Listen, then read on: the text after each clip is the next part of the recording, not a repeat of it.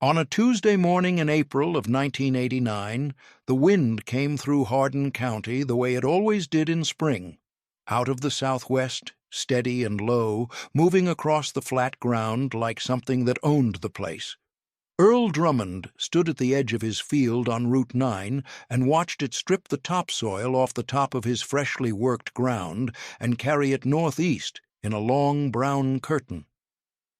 He had 400 acres of winter wheat coming up, and the wind was peeling the seedbed back row by row. By 9 in the morning he had lost the top 2 inches of soil off 60 acres of his best ground. By noon, 3 other farmers in the county had called the extension office asking what to do. The extension agent, a young man named Dale Whitfield, who had been in Harden County for 2 years and came from the university with a degree and a company truck, told them all the same thing: disc it back in, apply a broadcast fertilizer, and pray for rain to settle the ground before the next blow. Earl Drummond hung up the phone and said nothing. He had heard something similar the spring before, and the spring before that. What nobody mentioned, not Whitfield, not the men at the co-op, not the reporter from the weekly paper who came out and took a photograph of the drifting soil for page 3, was that Raymond Schiller had warned them. Not once, not twice. He had been saying the same thing for 11 years, standing in the same places, pointing at the same fields, and not a single man in the county had done anything about it. Raymond was 71 years old and had farmed the same quarter section on the east side of County Road 14 since 1951. His father had broken that ground before him, and his father's father had homesteaded the original claim in 1902. Raymond had never left. He had watched 4 generations of soil behavior on that piece of ground, and he knew what the wind did to it the way a doctor knows a patient's history. In 1978, after a bad spring that took the topsoil off a third of his neighbor Walter X's field, Raymond had stood at the co-op in town and said plainly that the fields along the southwest exposure of the county were going to keep losing ground until someone built shelter.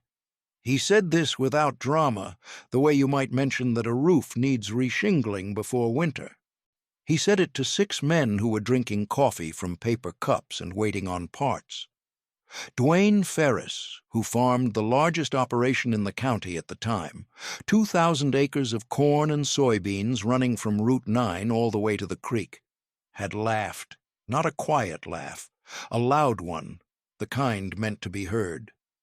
"Shelter," Dwayne said, setting his cup down. "Raymond wants us to build a wall." He looked around at the other men. "You got any idea how much ground that would take out of production? You got any idea what that limestone weighs?" He shook his head slowly. "Raymond, I respect you, but I've got a John Deere 443. Oh, that'll replant that ground in 2 days. It costs me less to replant than it would to haul a single load of those rocks."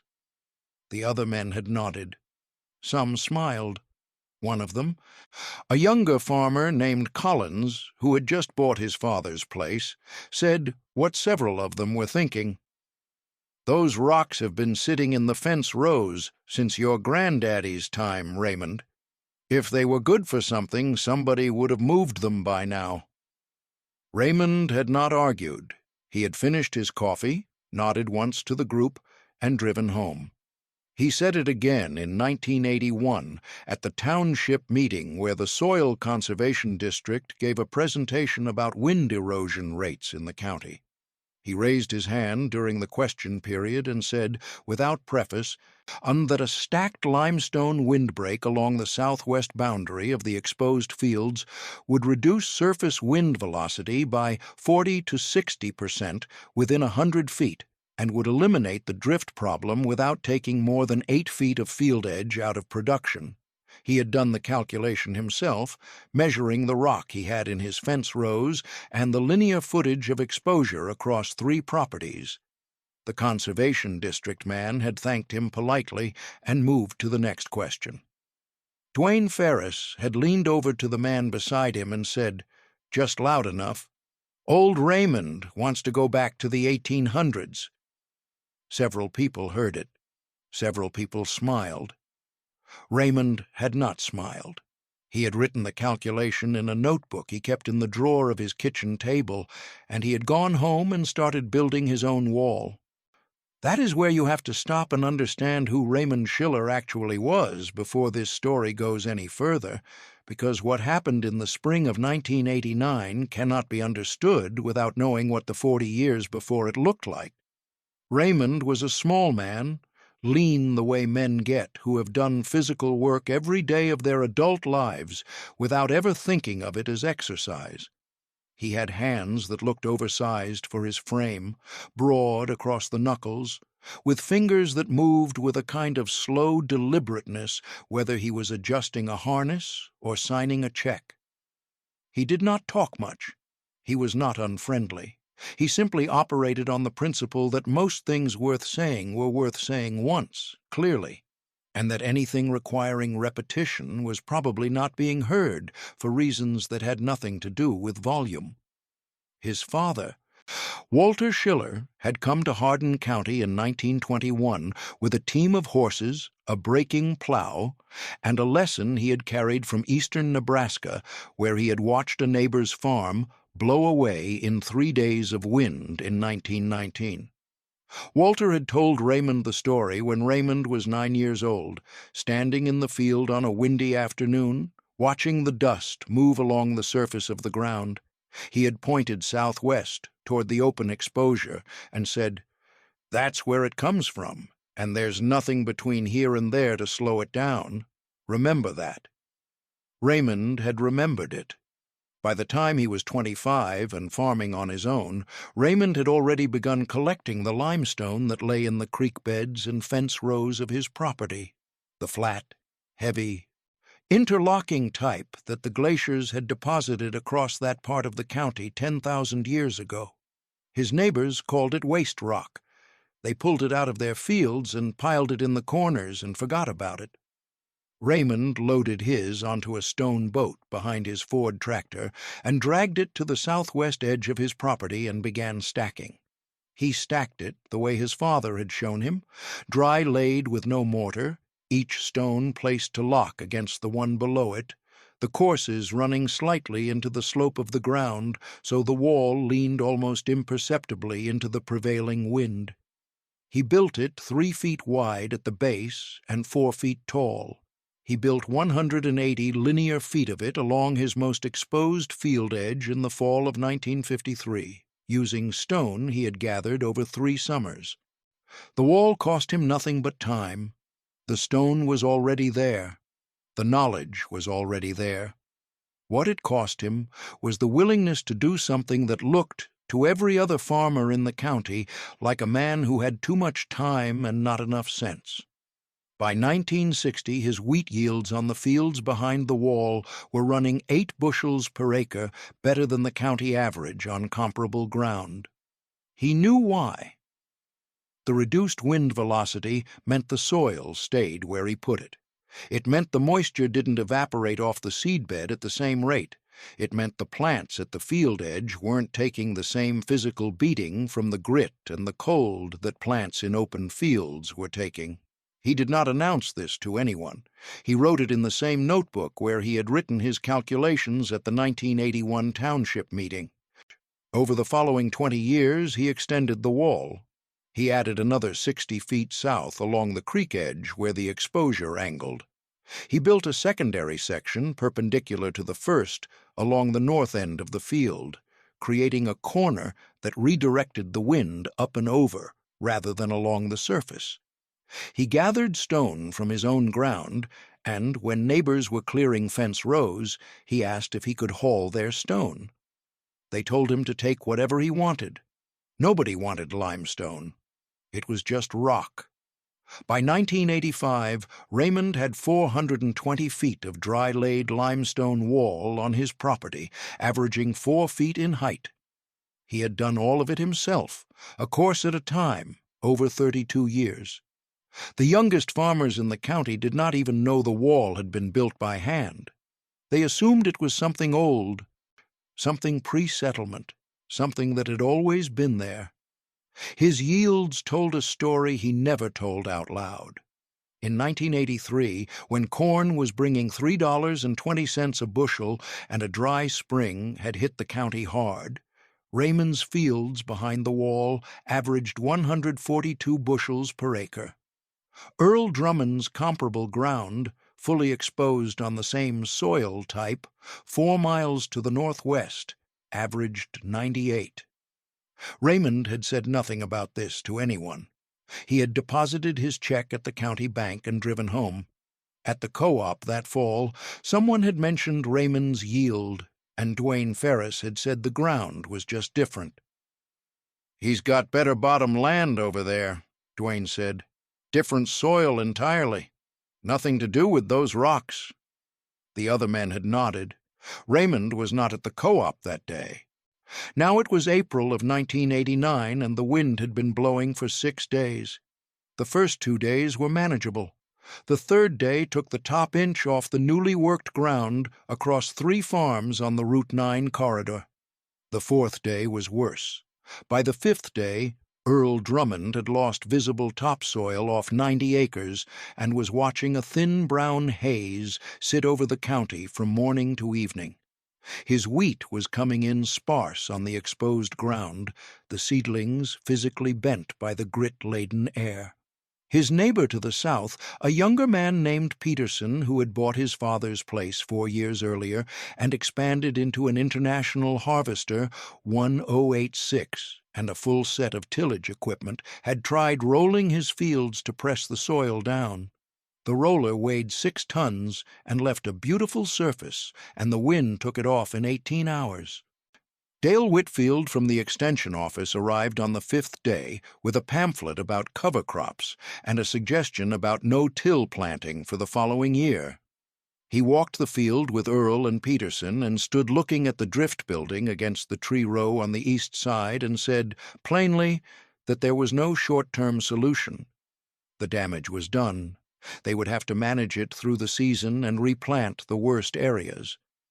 The soil that had left those fields was gone.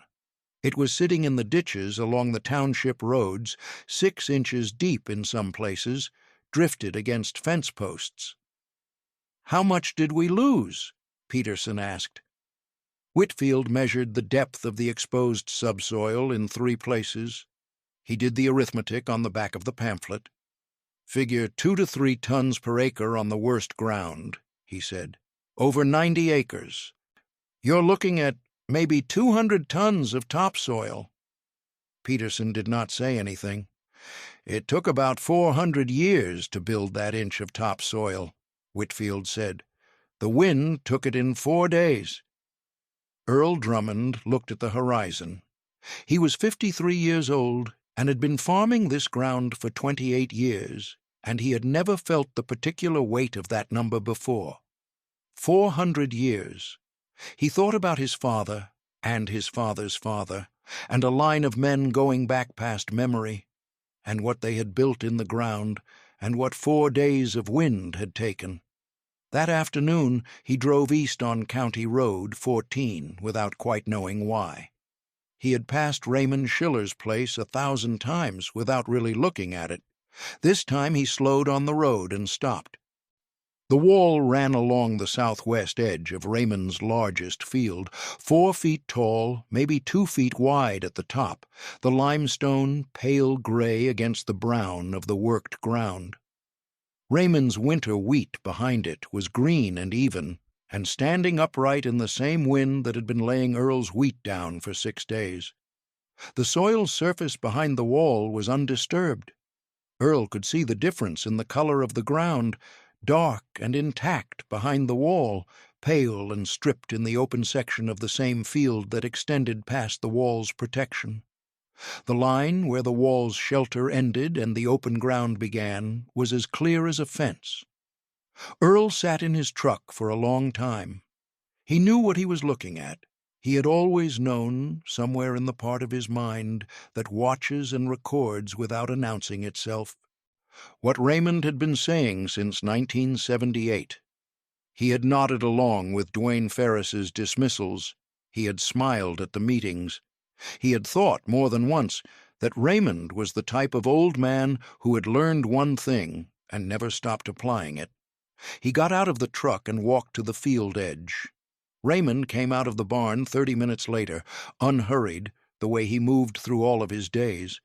He was wearing canvas work pants and a flannel shirt, and he did not seem surprised to see Earl standing beside the road looking at the wall. He walked over and stood beside him.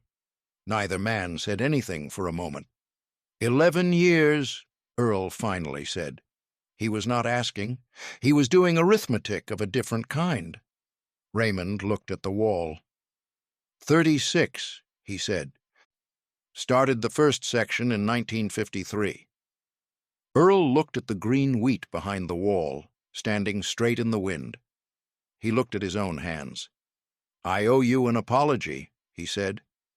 Raymond shook his head once, not dismissively, but the way you shake your head when an apology is genuine but unnecessary. The ground doesn't care about apologies, he said. The ground cares about what you do next. They stood there for another minute. How'd you know? Earl asked.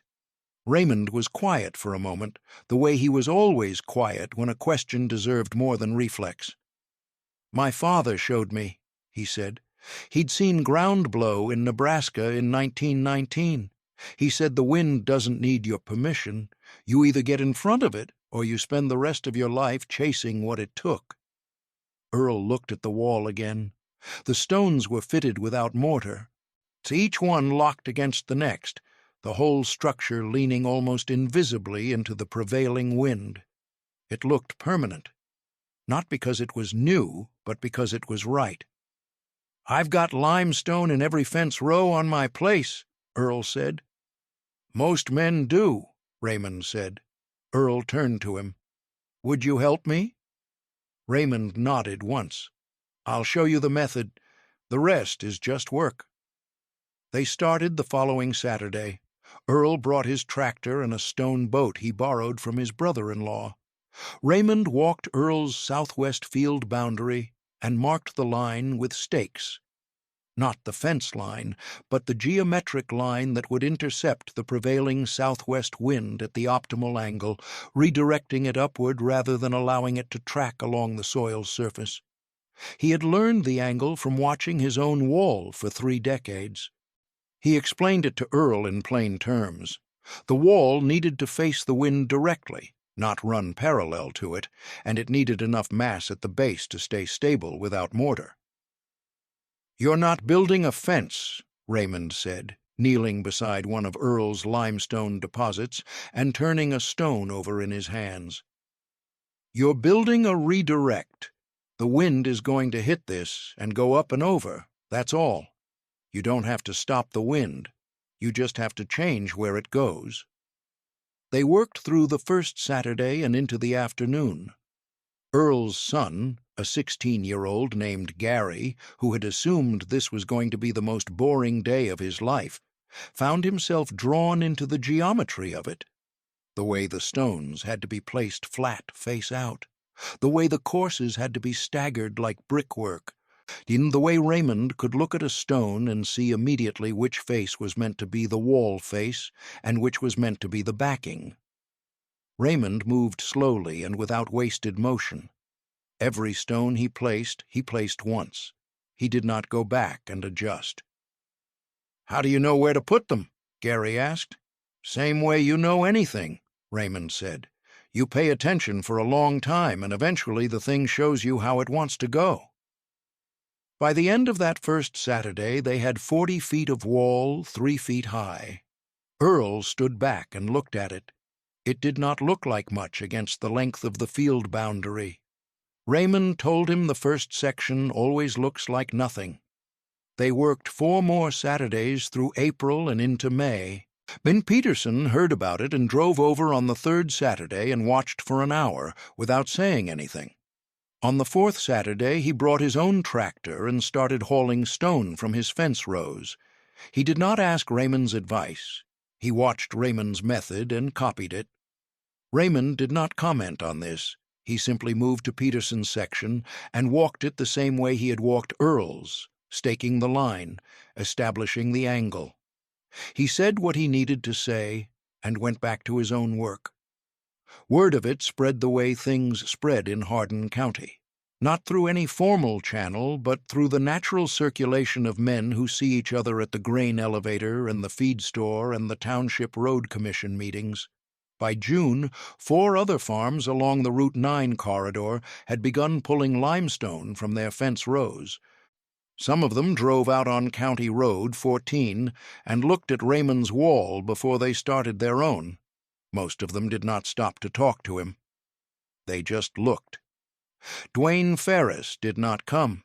He was farming 2,000 acres with 2 hired men and a set of equipment that cost more than most of the farms in the county, and he had spent 30 years making decisions the way large operations make decisions, on input cost, on output price, on what the banker and the equipment dealer said made sense.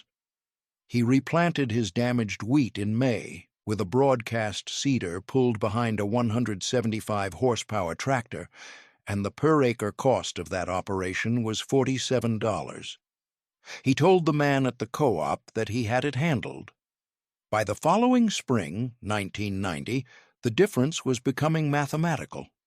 Earl Drummond's fields behind the new wall, 160 feet of dry-laid limestone completed by the end of May 1989, had gone into winter wheat in October with a seedbed that held. The soil surface behind the wall stayed intact through 3 wind events that fall that would have moved material on unprotected ground. His wheat came up even. His germination rate on the protected ground was, by his own count, 20% better than the same variety on his unprotected ground at the north end of the farm. The spring of 1990 brought another wind event in March, 4 days of sustained southwest wind at 22 miles per hour, with gusts to 35. Earl walked his ground the morning after the worst day and found his protected soil undisturbed. He found the unprotected north ground with a half-inch of surface drift against the fence posts. He wrote the numbers in a ledger that spring, with the specificity of a man who has been wrong about something important and is not planning to be wrong about it again. His 1990 wheat yield on the protected ground behind the wall was 58 bushels per acre. His unprotected north ground, same variety, same planting date, same fertility program, came in at 41 bushels per acre. Wheat was bringing $3.72 a bushel that summer. On the 80 acres behind the wall, the yield difference was worth just over $5,000. The wall had cost him nothing but the time of 5 Saturdays. Peterson's numbers were similar. He came to Earl's kitchen table in August with his own figures written on a piece of notebook paper, and they sat and looked at the numbers together without saying much. Raymond heard the numbers second-hand through Gary Drummond, who ran into Raymond's grandson at the feed store in town. Raymond nodded when he heard it. He did not say anything else. Dwayne Ferris had a different 1990. His replanted ground from the 1989 blow had come in thin and uneven, and he had put extra nitrogen on it in April trying to push the yield. The nitrogen helped, but the structural damage to the seedbed from the 1989 event had created a compaction layer just below the plow depth that the roots couldn't fully penetrate. His yield on the affected ground came in at 39 bushels per acre on ground that should have been doing 55. He knew the numbers. He did not talk about them. In September of 1990, Dwayne Ferris drove out to County Road 14 on a Tuesday afternoon. He turned into Raymond's driveway and parked, and sat in his truck for a moment. Then he got out and walked to the barn. Raymond was repairing a section of the wall where a frost heave over the winter had shifted 3 stones. He was resetting them without mortar, fitting them back by hand, the same way he had laid them 40 years ago. Dwayne stood at the edge of the field and watched him for a minute. Then he walked over. "Raymond," he said. Raymond looked up. He nodded once. Dwayne looked at the wall for a long moment. He was a big man, broad across the shoulders, the kind of physical presence that had always carried its own authority. He looked different now, not smaller exactly, but less certain of his size. "I laughed at you in the co-op in 1978, he said. "In 81 at the meeting. I said things I shouldn't have." Raymond set the stone he was holding down on top of the course and looked at Dwayne steadily. He did not fill the silence. "I was wrong," Dwayne said. "Not just about the wall, about how I listened, or didn't listen." He paused. "I lost ground.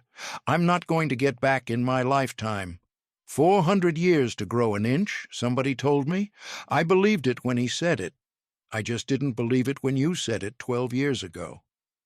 Raymond picked up the stone again and fitted it back into its place, pressing it gently against the adjacent stone and settling it with the heel of his hand until it didn't move. He straightened up slowly. "The wind doesn't care what you believe," he said. "It cares what you built." He looked at the wall, and then at Dwayne. "You've got limestone in your fence rows." Dwayne nodded. "Start at your southwest corner," Raymond said. "Stake the line before you move a stone. Get the angle right first. The rest is just work." Dwayne looked at him for a moment. Then he put his hand out. Raymond took it. The handshake held a second longer than normal. Two men, and between them, 12 years of a thing that had been true the whole time. Dwayne Ferris began his wall in October of 1990. He hired it done. He did not have the knowledge to lay it himself, and he knew it. But he hired 3 men from the county who had watched Raymond's method and knew the geometry. He built 400 feet of it along his most exposed boundary in 6 weeks. He did not tell anyone how much it cost him or what it represented. He did not need to.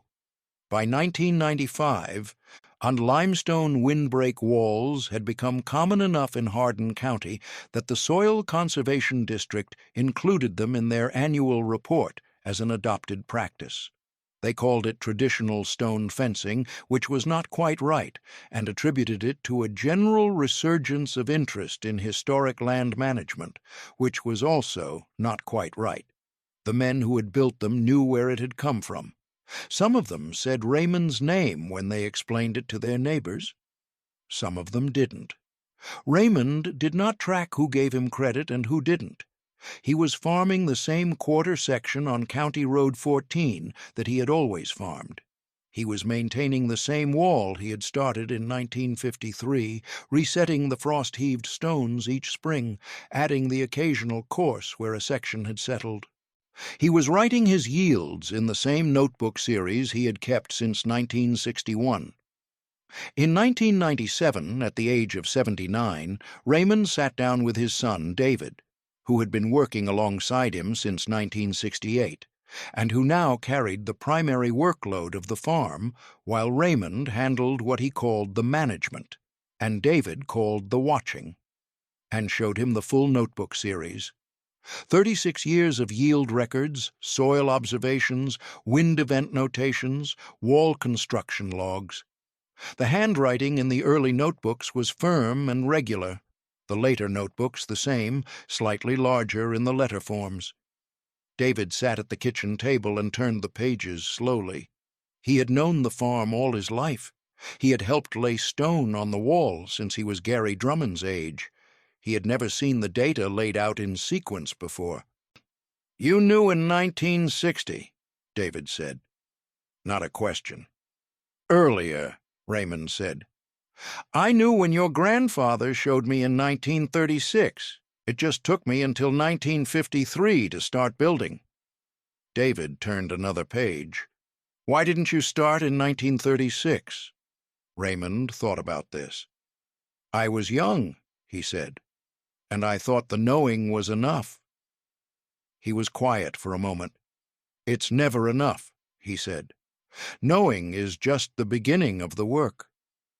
David kept the notebooks in the same kitchen drawer where Raymond had always kept them. He maintained the wall the same way, walking it each spring, resetting what the frost had moved, replacing any stone that had cracked through the winter. He started the old Ford tractor Raymond had used for the stone boat work once a month, the way Raymond had kept every piece of equipment on the place, not because he needed it, but because things that are not used stop being ready. In 2003, a wind event in March lasted 9 days. It was the worst sustained blow Harden County had experienced since the 1950s. The county extension office recorded a loss of 1.4 million tons of topsoil from exposed agricultural ground across the county's farmable acreage. The Soil Conservation District issued a report with maps showing the loss distribution. On the maps, there was a zone along County Road 14 and the Route 9 corridor that showed significantly lower loss rates. The Conservation District noted the presence of traditional stone windbreaks in that area as a probable contributing factor. David Schiller was 51 years old that spring. He read the report at the kitchen table. He set it down and looked at the wall through the window. The original 1953 section. Still standing, the stones worn smooth by 50 years of weather, the joints tight, the whole structure leaning almost imperceptibly into the southwest. He thought about his grandfather in Nebraska in 1919, watching the ground blow.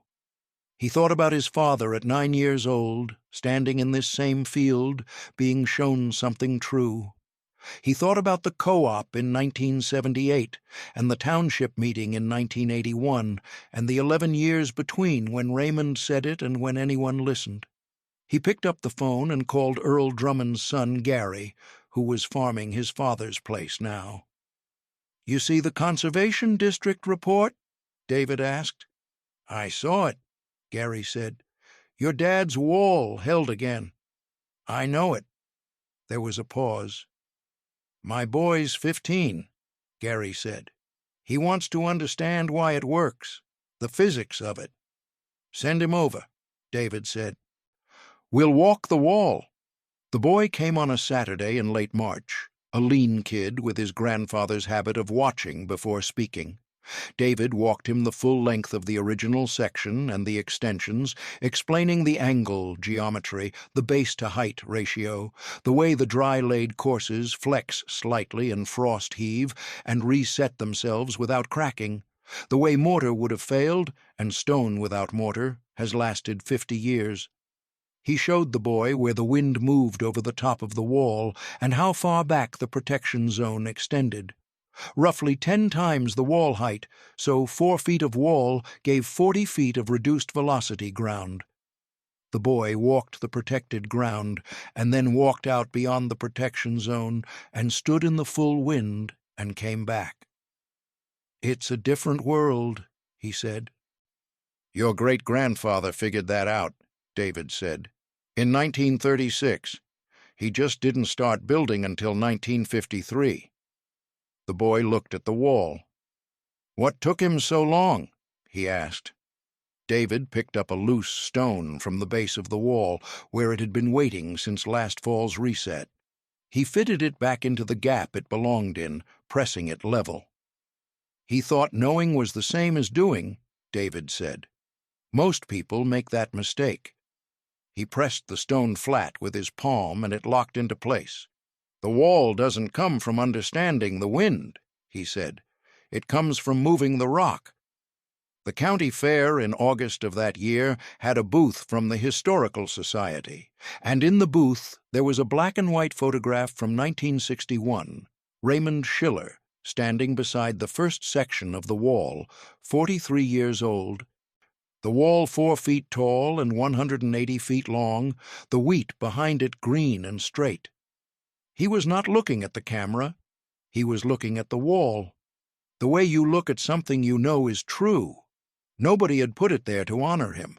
His daughter-in-law had found it in the notebooks and thought it belonged in the county's agricultural record.